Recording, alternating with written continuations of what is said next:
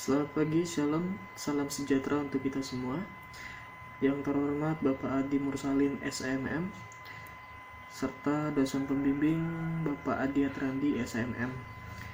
Pada kesempatan kali ini, saya akan coba mempresentasikan hasil review 3 jurnal saya, yang mana temanya adalah pengaruh rasio keuangan terhadap pertumbuhan laba. Baik, kita langsung masuk kepada bab 1, bab pendahuluan. Baik, untuk bab pertama merupakan latar belakang.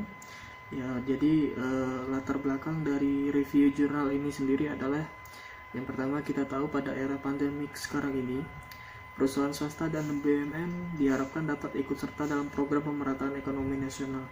Nah, seiring dengan program tersebut, perusahaan juga harus memperhatikan arus kas pemasukan dan pengeluaran yang ada di dalam perusahaan. Nah, guna untuk mengetahui apakah perusahaan mendapatkan laba atau mengalami pertumbuhan laba, maka dapat dilakukan dengan menghitung dan menginterpretasikan rasio-rasio keuangan. Tidak semua rasio keuangan dapat menentukan pertumbuhan laba pada suatu perusahaan. Tergantung dari objek perusahaan itu sendiri. Apakah dia perusahaan perbankan, perdagangan, ataupun pertambangan. Nah, atas dasar permasalahan tersebut, penulis melakukan analisa berbagai artikel atau karya ilmiah yang berkaitan dengan berbagai perusahaan. Dari hasil analisa tersebut, saya memilih tiga jurnal dengan objek yang berbeda dengan judul pengaruh rasio keuangan terhadap pertumbuhan laba perusahaan. Objek yang pertama itu tentang perbankan, objek kedua tentang perdagangan, objek ketiga tentang pertambangan. Nah, review jurnal ini juga dilakukan untuk memenuhi tugas mata kuliah riset MK konsentrasi, dan juga untuk mengetahui isi pembahasan rasio keuangan maupun sistematika penulisan jurnal atau karya ilmiah gitu. Baik, kita langsung lanjut kepada bab 2. Ya, untuk pembahasan di bab 2, saya sudah memilih 3 jurnal dengan judul yang berbeda. Untuk jurnal pertama itu judulnya pengaruh rasio keuangan terhadap pertumbuhan laba perusahaan perbankan. Untuk jurnal kedua, judulnya itu pengaruh rasio keuangan terhadap pertumbuhan laba pada perusahaan perdagangan Indonesia. Untuk jurnal ketiga itu judulnya pengaruh rasio keuangan terhadap pertumbuhan laba pada perusahaan pertambangan logam di BEI. Nah, dari ketiga judul jurnal tersebut ada persamaan dan perbedaan. Persamaan yang pertama itu ketiga artikel jurnal di atas berkenaan dengan pengaruh rasio keuangan terhadap pertumbuhan laba. Jadi ada persamaannya karena judulnya semuanya tentang pengaruh rasio keuangan. Untuk persamaan yang kedua, ketiga artikel jurnal tersebut dipublikasikan oleh lembaga penerbit jurnal. Jadi ketiga jurnal ini sudah terdaftar semua di lembaga penerbit jurnal. Nah, untuk perbedaannya pertama, objek penelitian pada objek penelitiannya berbeda. Jurnal pertama objeknya itu perbankan, jurnal kedua itu objeknya perusahaan perdagangan, dan jurnal ketiga itu objeknya pertambangan logam. Nah, terkait jumlah kata pada judul itu juga berbeda. Untuk jurnal pertama itu totalnya 8 kata. Untuk jurnal kedua total judulnya itu ada 10 kata. Untuk jurnal ketiga totalnya ada 12 kata. Nah, dari tahun penulisan atau penerbitan jurnal juga berbeda. Jurnal pertama dipublikasikan tahun 2017, jurnal kedua diterbitkan tahun 2013, untuk jurnal ketiga diterbitkan tahun 2016. Nah, itu sedikit persamaan dan perbedaan dari segi judul. Terkait latar belakang, untuk latar belakang ketiga jurnal ini juga sama-sama berbeda gitu ya, dan ada juga persamaannya. Nah, kita mulai dari persamaan latar belakangnya dulu. Ya, untuk ketiga jurnal di atas memiliki persamaan. Diungkapkan bahwa pertumbuhan laba sangat penting bagi pihak internal perusahaan maupun eksternal perusahaan atau investor, serta salah satu alat ukur untuk mengukur kinerja perusahaan. Ada dua, yang melalui laporan keuangan dan sebagai indikatornya menggunakan rasio keuangan. Nah, itu rata-rata persamaan dari latar belakang 3 jurnal tersebut. Nah, untuk perbedaannya untuk jurnal pertama itu latar belakangnya memaparkan penelitian ini dilakukan untuk menguji secara empiris kekuatan prediksi pengaruh rasio keuangan terhadap pertumbuhan laba perusahaan perbankan. Peneliti juga melakukan pengembangan penelitian dengan menggunakan lebih banyak rasio keuangan, yaitu rasio likuiditas, rasio solvabilitas, rasio profitabilitas, rasio keuangan bank, dan rasio pasar. Nah, untuk jurnal kedua, perbedaannya itu memaparkan perusahaan senantiasa menginginkan usahanya berkembang. Perkembangan tersebut akan terjadi apabila didukung oleh adanya kemampuan manajemen dalam menetapkan kebijakan, dalam merencanakan, mendapatkan, dan memanfaatkan dana-dana untuk memaksimumkan nilai-nilai perusahaan. Suatu perusahaan dapat dikatakan mencapai sukses dan berhasil menangkap persaingan dengan perusahaan-perusahaan lain. Salah satu indikatornya jika menghasilkan laba bagi pemiliknya. Untuk artikel jurnal 3, penulis memaparkan penting bagi pemakai laporan keuangan untuk mengetahui pertumbuhan laba karena peningkatan laba yang diperoleh perusahaan menentukan besarnya tingkat pengembalian dana kepada pemegang saham atau investor. Dan bagi calon investor, mengambil keputusan dalam melakukan investasi di perusahaan tersebut juga berguna karena biasanya investor melihat dari pertumbuhan laba. Bagi manajemen perusahaan, pertumbuhan laba digunakan sebagai alat untuk menghadapi berbagai kemungkinan yang akan datang. Pertumbuhan laba disebabkan oleh perubahan komponen laporan keuangan, misalnya perubahan penjualan, perubahan harga pokok penjualan, perubahan dari beban operasi, perubahan beban bunga, perubahan pajak penghasilan, serta adanya perubahan dari pos-pos luar biasa dan lain-lain. Ya, ini adalah sedikit dari latar belakang begitu ya. Kita lanjut ke pembahasan bab 2-nya tentang permasalahan penelitian. Ya, untuk tujuan penelitian di sini kita akan bahas ada persamaan dan perbedaannya juga. Untuk persamaannya itu ketiga artikel jurnal tersebut memiliki tujuan yang sama, yaitu menganalisis dan menguji rasio keuangan apakah berpengaruh terhadap pertumbuhan laba perusahaan.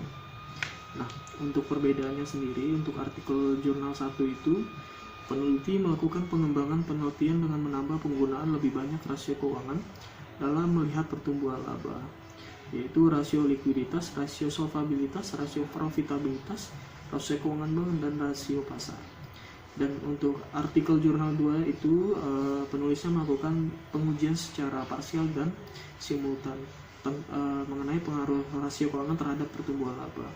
Dan untuk mengetahui rasio keuangan yang paling dominan yang berpengaruh terhadap pertumbuhan laba, dan mengetahui aspek pengelolaan aset dan pendapatan, serta aspek hutang dan ekuitas terhadap pertumbuhan laba. Nah, untuk artikel jurnal ketiga, tujuan penelitiannya itu untuk mengetahui apakah current ratio, debt to equity ratio, net profit margin, dan total asset turnover berpengaruh signifikan terhadap pertumbuhan laba. Oke. Untuk berikutnya kita akan masuk ke dalam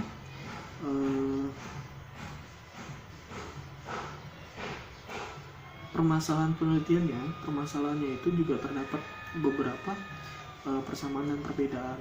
Untuk persamaannya sendiri, ketiga artikel jurnal itu memaparkan permasalahan dalam artikel jurnal mereka. Jadi ada masalah yang dipaparkan. Untuk artikel jurnal 1 dan jurnal 2, permasalahannya itu dengan mereka menggunakan kalimat pernyataan. Sementara untuk artikel jurnal ketiga, permasalahan penelitiannya menggunakan kalimat pernyataan, sudah sesuai dengan pedoman penulisan artikel ilmiah. Terus masalahnya tersebut dirumuskan dalam kalimat tanya, begitu. Untuk perbedaannya, untuk artikel jurnal 3 itu permasalahan dirumuskan dengan menggunakan kata tanya dan kalimat tanya yang diakhiri dengan tanda tanya. Sementara untuk artikel jurnal 1, permasalahannya dipaparkan di dalam permasalahan. Jadi tidak ada kalimat tanya, tidak ada kata tanya. Sementara untuk artikel jurnal 2, permasalahannya dijelaskan dengan cara tersusun menggunakan penomoran. Begitu. Untuk landasan teori, ada persamaan dan perbedaan juga.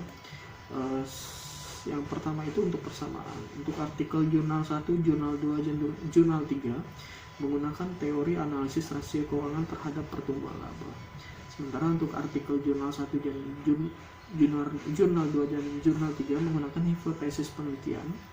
Jurnal 2 dan jurnal 3 sama-sama menggunakan kerangka pemikiran dalam penelitian.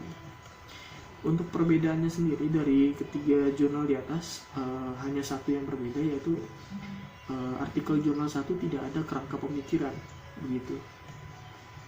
Untuk metodologi penelitian juga sama, terdapat persamaan dan perbedaan. Persamaan yang pertama, penulis ketiga artikel jurnal menggunakan istilah yang sama dalam metode penelitian, yaitu desain penelitian, metode sampling, variabel penelitian, dan teknik analisis data, ditambah dengan teknik pengumpulan datanya. Gitu. Nah, untuk perbedaannya dari desain penelitian, jurnal 1 itu menggunakan desain penelitian kausal atau hubungan sebab akibat. Untuk jurnal kedua itu menggunakan desain penelitian tidak menggunakan desain penelitian. Sementara untuk jurnal 3 menggunakan penelitian sekunder. Terkait dengan metode sampling, untuk jurnal 1 dan jurnal 2 sama-sama menggunakan purposive sampling. Namun berbeda untuk jurnal ketiga, dia tidak ada menjelaskan tentang metode sampling yang digunakan. Untuk variabel penelitian, jurnal 1 dan jurnal 2 tidak menjelaskan variabel yang digunakan dalam penelitian. Sementara untuk jurnal 3 menggunakan variabel yang digunakan dalam penelitian dan dijelaskan. Gitu. Untuk teknik pengumpulan datanya, artikel jurnal 1 menggunakan data sekunder pada saat penelitian, dan artikel jurnal 2 menggunakan data eksternal pada saat penelitian. Sementara untuk artikel jurnal 3 menggunakan data dokumenter pada saat penelitian. Nah, untuk teknik analisis data, jurnal 1 itu menggunakan analisis regresi. Artikel jurnal 2 dan jurnal 3 itu menggunakan metode analisis data kuantitatif dan metode analisis regresi linear berganda. Nah, jadi terdapat perbedaan gitu ya. Terkait hasil penelitian, nah ini juga berbeda, ada persamaan dan ada perbedaan. Dari persamaannya itu, ketiga jurnal tersebut bahwa sama-sama menyatakan bahwa rasio keuangan berpengaruh terhadap pertumbuhan laba. Nah, untuk perbedaannya, artikel jurnal 1 itu berpendapat bahwa rasio keuangan BOPO, DAR, ROE, LAR, RR, NPL, CAR, DPR, CR, cash ratio, TIE, dan PER berpengaruh terhadap pertumbuhan laba perusahaan perbankan di BEI periode 2012 sampai 2016. Untuk artikel jurnal kedua sendiri, penulisnya menyatakan bahwa total asset turnover atau TATO, fixed asset turnover atau FATO, inventory turnover atau ITO, current ratio atau CR, debt to ratio atau DAR, dan debt to equity ratio atau DER berpengaruh signifikan terhadap pertumbuhan laba perusahaan perdagangan tahun 2016 sampai 2011. Untuk artikel jurnal ketiga berpendapat bahwa current ratio dan DER, debt to equity ratio, berpengaruh signifikan terhadap pertumbuhan laba pada suatu perusahaan pertambangan logam. Begitu. Nah, untuk dari kesimpulan sudah saya rangkum juga untuk persamaan dan perbedaannya itu. Persamaannya dari ketiga jurnal di atas, bahwa kesimpulannya adalah bahwa rasio keuangan berpengaruh terhadap pertumbuhan laba. Dan untuk perbedaannya, untuk artikel jurnal pertama itu, penulisnya berpendapat bahwa rasio keuangan yang berpengaruh itu adalah BOPO, DAR, ROE, LAR, RR, NPL, CAR, DPR, CR, cash ratio, TIE, dan PER itu berpengaruh terhadap pertumbuhan laba.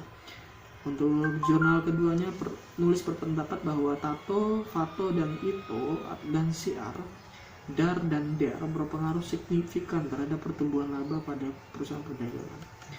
Nah, untuk jurnal ketiga, penulis berpendapat bahwa CR dan DER berpengaruh signifikan terhadap pertumbuhan laba.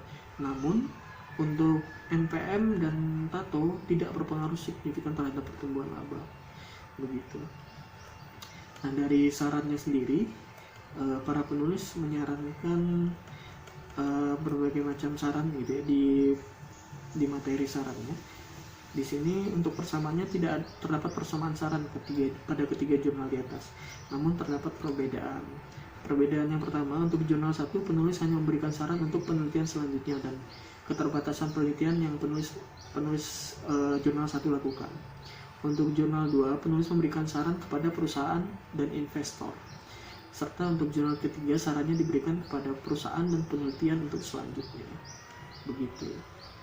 Nah, mengenai daftar pustaka, persamaannya terdapat persamaan dan perbedaan juga. Untuk persamaannya, jurnal di atas sama-sama menggunakan referensi dari berbagai buku dan penelitian sebelumnya.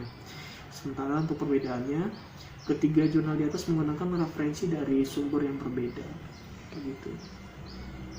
Nah, untuk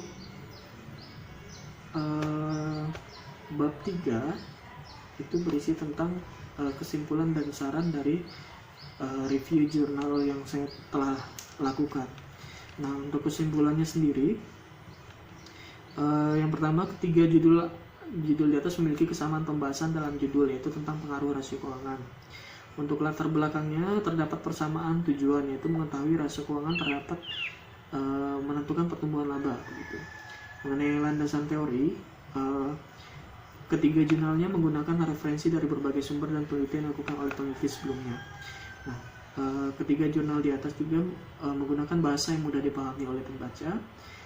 Hasil penelitian dari ketiga jurnal itu menunjukkan bahwa ada beberapa rasio keuangan dapat menentukan apakah laba yang diperoleh perusahaan naik atau turun. Gitu. Kesimpulannya selanjutnya, masing-masing jurnal memiliki kekurangan dan kelebihan masing-masing dalam hal penulisan. Ketiga jurnal di atas terdapat kekurangan karena tidak berpedoman atau merujuk pada sistematika penulisan jurnal atau karya ilmiah yang berlaku. Untuk saran untuk peneliti yang di masa mendatang, ketiga jurnal tadi dapat dijadikan referensi jika ingin mengambil judul penelitian yang sama, yaitu tentang pengaruh rasio keuangan terhadap pertumbuhan laba pada perusahaan. Dan dalam penggunaan teori yang dijadikan sebagai acuan, dapat menggunakan referensi yang terbarukan. Hendaknya penulisan jurnal atau karya ilmiah mengikuti standar aturan dan sistematika penulisan yang berpedoman pada kaidah-kaidah penulisan karya ilmiah agar karya ilmiah dihasilkan dapat diterima oleh kalangan yang lebih luas.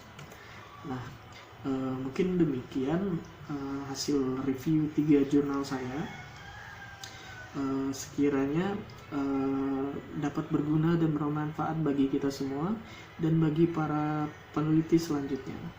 Jika ada kata-kata yang kurang berkenan dalam presentasi dan hasil penelitian saya, mohon dapat dimaafkan. Semoga kita semua dapat lebih baik di kemudian hari. Nah, akhir kata saya ucapkan juga untuk terima kasih kepada dosen pengampu dan dosen pembimbing sehingga dapat tersusunnya hasil penelitian saya ini. Akhir kata saya ucapkan sampai berjumpa lagi di channel-channel selanjutnya. Terima kasih, shalom.